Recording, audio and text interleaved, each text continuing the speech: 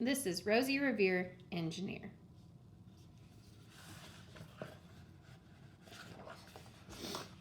This is the story of Rosie Revere, who dreamed of becoming a great engineer. In Lila Greer's classroom at Blue River Creek, young Rosie sat shyly, not daring to speak. But when no one saw her, she peeked in the trash for treasures to add to her engineer stash. And late at night, Rosie rolled up her sleeves and built in her hideaway under the eaves.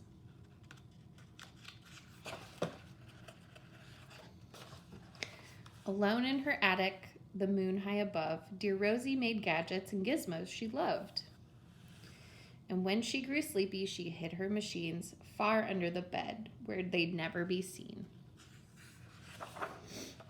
When Rosie was young, she had not been so shy. She worked with her hair swooping over one eye and made fine inventions for uncles and aunts, a hot dog dispenser and helium pants.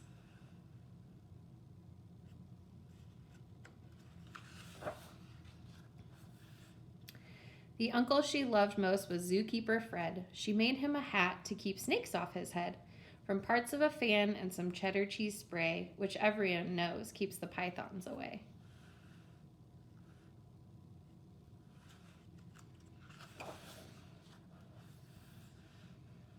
And when it was finished, young Rosie was proud, but Fred slapped his knee and he chuckled out loud. He laughed till he wheezed and his eyes filled with tears, all to the horror of Rosie Revere, who stood there embarrassed, perplexed, and dismayed. She looked at the cheese hat and then looked away.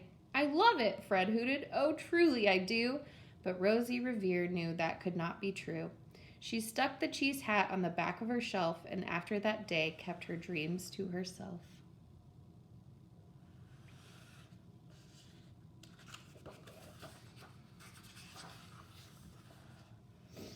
And that's how it went until one autumn day, her oldest relation showed up for a stay.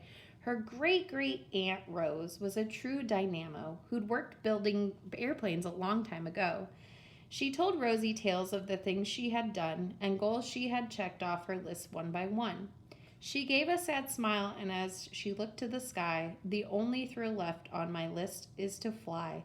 But time never lingers as long as it seems. I'll chalk that one up to an old lady's dreams."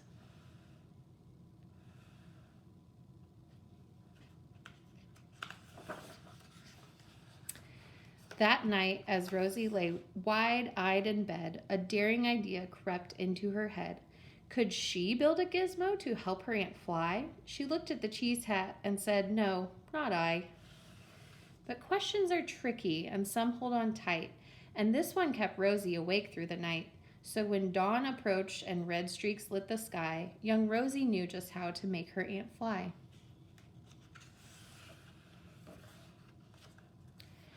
She worked till the day was half gone, then hauled her cheese copter out onto the lawn to give her invention a test just to see the ridiculous flop it might turn out to be.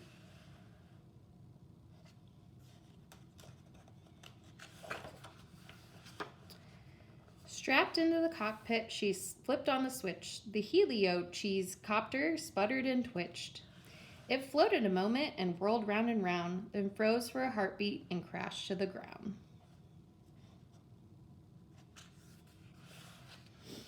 Then Rosie heard laughter and turned around to see the old woman laughing and slapping her knee. She laughed till she wheezed and her eyes filled with tears, all to the horror of Rosie Revere, who thought, "Oh, no, never, not ever again will I try to build something to sputter or spin, or build with a lever, a switch, or a gear, and never will I be a great engineer."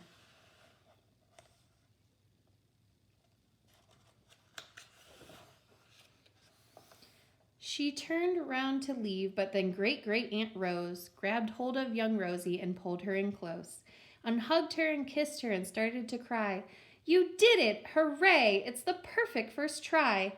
This great flop is over. It's time for the next." Young Rosie was baffled, embarrassed, perplexed. "I failed," said dear Rosie. "It's just made of trash. Didn't you see it? The cheese copter crashed." "Yes," said her great aunt, "it crashed. That is true. But first it did just what it needed to do. Before it crashed, Rosie, before that, it flew."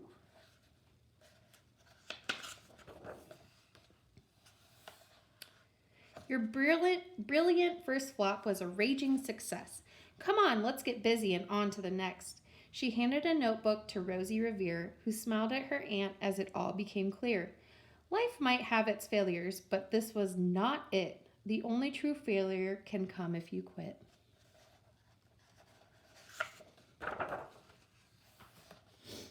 They worked till the sun sneaked away to its bed.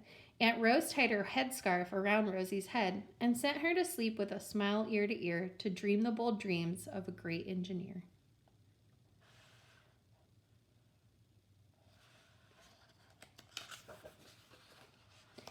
At Blue River Creek, all the kids in grade 2 build gizmos and gadgets and doohickeys too. With each perfect failure, they all stand and cheer, but none quite as proudly as Rosie Revere.